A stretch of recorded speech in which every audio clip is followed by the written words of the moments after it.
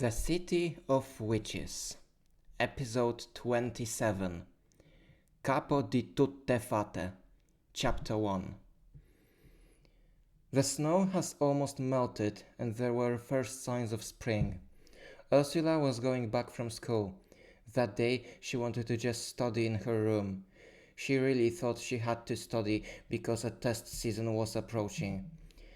When Ursula got to her house, however, she found something in the mailbox. A letter addressed to her. It was a strange finding.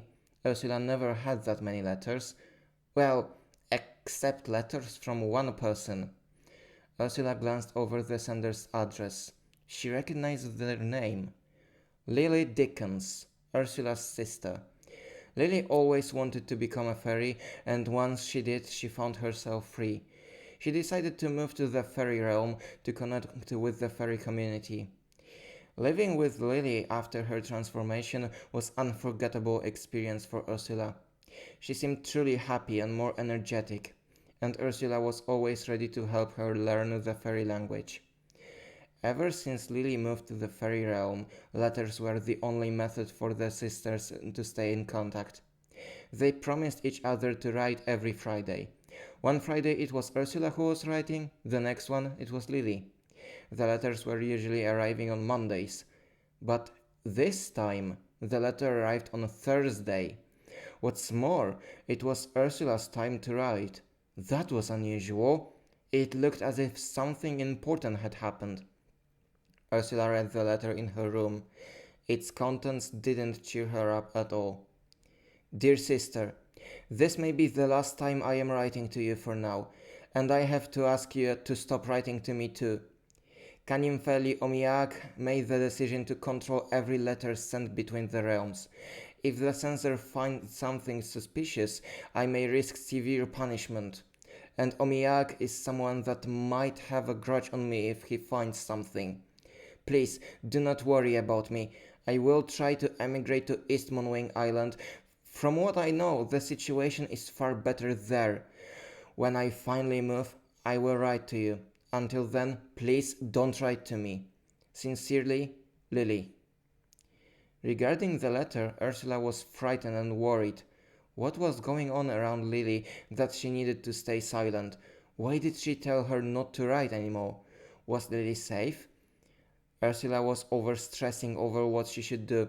She needed to know whether or not Lily was safe, and if she was not, she needed to help her. She needed to go to the fairy realm. Ursula grabbed everything she could need and packed it in her backpack. Then she grabbed all her savings. She would need them to buy a usable portion of food. She knew that the food from the fairy realm shouldn't be eaten if one doesn't want to get transformed into a fairy. Ursula was ready to embark on the journey. And then she thought that maybe she should first know what is going on. She should get a fuller picture. And since she couldn't write anything to Lily, I have to visit Giovanna. Giovanna was surprised to see the guest at her house, but the surprise was not pleasant at all. I hope you have a good reason not to study today, said Giovanna, and for pulling me back from studying. I believe I do, said Ursula. I want you to make a tarot reading for me. What about? Said Giovanna. I'd like to make this quick. Ursula gave Giovanna the letter from her sister. Read this, said Ursula. When Giovanna read the letter, she got worried. She understood that something bad was going on, and she found the letter just as mysterious as Ursula did. Could you try doing a reading that could tell us what is going on? Asked Ursula. Giovanna glanced at the letter once more and understood why her friend was so concerned. All right, I'll read for you, said Giovanna. Let me just find my cards. Giovanna's desk was a little cluttered, but she always kept her cards in the same corner. She took the cards and shuffled them a few times. Then she gave them to Ursula. Cut the deck, said Giovanna. Ursula took a handful of cards from the top and moved them to the bottom of the deck. Giovanna then shuffled the cards once again and took 3 of them. She made a basic spread of past, present, and future. Maybe some more elaborate spread would be better, but Giovanna had no idea on what such spread should be. Giovanna revealed the cards one by one. In the past space, there was the reversed justice. The present had the reversed power, and the future space had the hangman. Something or someone is imprisoning her, said Giovanna. What? For real? Ursula was shocked. Her own sister in prison?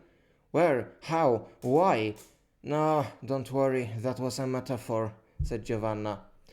I simply didn't really know what else to call that. Ah, I understand now, said Ursula. But what else do the cards say? It seems like she can do something about it, said Giovanna. But she might need something to show her how to, or to give her strength. Ursula understood what Giovanna meant. Lily indeed was in trouble, but maybe Ursula could help her. Her decision was quick. I am going to the fairy realm, said Ursula. Would you like to join me? Giovanna was pondering over what she should do, but she decided she wanted to help her friend. I hope I won't regret this, said Giovanna. Let's prepare. Sarah was still building her collection of the magical tags. She has gotten to the point where she could write the whole alphabet without looking at the sheet in her grimoire. She had a lot of tags prepared, so much in fact that she needed something to hold them on, so she decided to go to the mall. Sarah found the trip very fruitful. She found a nice red yarn that she could turn into a bracelet or a necklace. She also visited the bookstore and looked for some manga. And there has been a new volume of Five Piece released, so she bought it. It was a nice hunt. Sarah was about to leave the mall when she passed by the sports store. She saw Angelo looking through backpacks. Oh, hi, Angelo! Sarah called him. Oh, hi!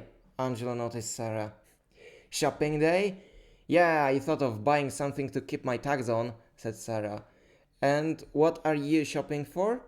Ah, a new gig from Mr. Ovid, and suddenly I have to go to the fairy realm, said Angelo.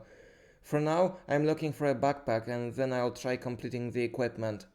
Like what? Asked Sarah. Maybe some bolts for the crossbow. These could come in handy, said Angelo. But for sure I gotta stock up on food. It's better not to eat anything there. Remember what we saw in Kafka's lab? Sarah remembered that all too well. She remembered the horror of seeing the victims of Kafka's experiments. To think a single bite of the fairy realm food could turn you into a fairy was terrifying. No wonder Angelo wanted to bring a lot of food with him. I remember, said Sarah. You don't have to remind me.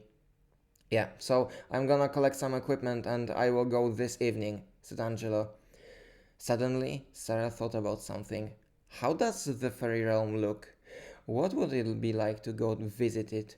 How would a fairy city look? Would it match her imaginings built by years of consuming fairy-related media? Yes, Sarah wanted to visit the fairy realm. So why shouldn't she ask Angelo to take her with him? Hey, can I go with you? Asked Sarah. Where? To the fairy realm? Angelo hoped that Sarah's answer would be negative. Yes, said Sarah, crushing Angelo's hopes. It's not that Angelo would prefer to go alone, he just knew how dangerous the fairy realm really is. It's not an easy or necessarily safe place to go sightseeing. At least the West Moonwing Island where Angelo was going. But for some reason Angelo couldn't refuse Sarah. Alright, but just remember that you have to watch out there, said Angelo. And take something to defend yourself with you. You know what kind of business Mr. Ovid usually gets me into. Thank you, said Sarah. I'll do my best to prepare. Right, give me a sec, said Angelo, and took his phone. He typed something and sent it to Sarah. I've sent a list of everything you're gonna need on Discos. If you can prepare everything today, I'll take you with me. Thank you, said Sarah. I'll do it quickly. Then let's meet on Mount Corvus at 6 p.m., said Angelo. He smiled at Sarah, but he didn't know at all whether she'd be fine. Climbing Mount Corvus with a full backpack is not an easy task, especially with one where you carry a rope, a notebook, a pen, a barrel full of clay, a truck full of food, and a passport. But that was the necessary equipment for Sarah to go to the fairy realm. That's what Angelo recommended to her, and she trusted Angelo to be experienced with the fairy realm. From the summit of Mount Corvus, Sarah saw Angelo standing in a circle of mushrooms. His backpack was next to him, laying in the grass, and he was holding a passport. "You're late," Angelo said. "Quickly, to the circle." Sarah rushed and stepped into the circle. She took her passport off her backpack. "What now?" said Sarah. "Now we wait for the energy impulse," said Angelo. "How long will we wait?" Sarah asked. "Not long," said Angelo. "Usually they happen every 5 minutes." Suddenly, Sarah felt something, as if 1,000 mosquitoes bit her at the same time. To add to it, she saw a blue flash, and when it all went away, Sarah and Angelo found themselves inside a dirty grey room with a glass roof and grass and mushrooms on the floor. "What was that?" said Sarah. "That was the energy impulse," said Angelo. "Horrible!" shouted Sarah. Angelo noticed 2 more persons waiting in the corner of the room. "Oh, hi girls," Angelo said. Sarah turned to see who Angelo was talking to and saw Ursula and Giovanna. "Angelo, Sarah, what are you doing here?" asked Giovanna. "What are you doing here?" asked Sarah. "We are waiting for the passport control," said Ursula. "Ha! Funny story," said Angelo. "I have a new gig to do for Mr. Ovid around here, and Sarah wanted to tag along." "You could have written to me," said Giovanna. "Yeah, sorry," said Angelo. "I guess I'm a crappy boyfriend, huh?" "I never said that," said Giovanna. "I love you too," said Angelo. "Now, what brings you two here?" asked Sarah.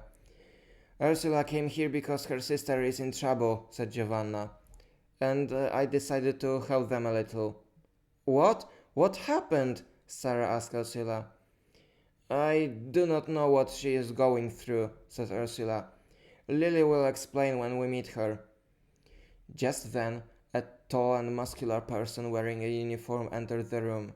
Sarah noticed they had big dragonfly-like wings growing out of their back. She recognized they were a fairy. They were speaking a language she did not understand. For some reason, Sarah was terrified. Should fairies be so tall, and why did they seem so ominous? Then the fairies stood in front of the group and waved their fingers. Inankeya, said the fairy. Passports, said Angelo. The girls gave their passports to Angelo, and he gave them all to the customs official. They were reading them for a long time, likely thanks to the difficulties in reading English. Sarah grew bored. Hey, have you ever caught Ursula using contractions? Sarah said. They are just very hard for me, said Ursula. Contractions? Hard? Said Sarah. Akkalimeshi, said the official. Quit talking, said Angelo. Sarah and Ursula turned silent in an instant. Finally, the official looked through all the passports and put some papers in them. They gave the passports back while shooting out incomprehensible words. They then opened a massive gate in the back of the room. Amnishi salik falsalam anpesnak, said the official. Sarah looked at Angelo and asked him, What does that mean? I don't know that much language, but I understand that much, said Angelo and smiled. Welcome to West Moonwing Island.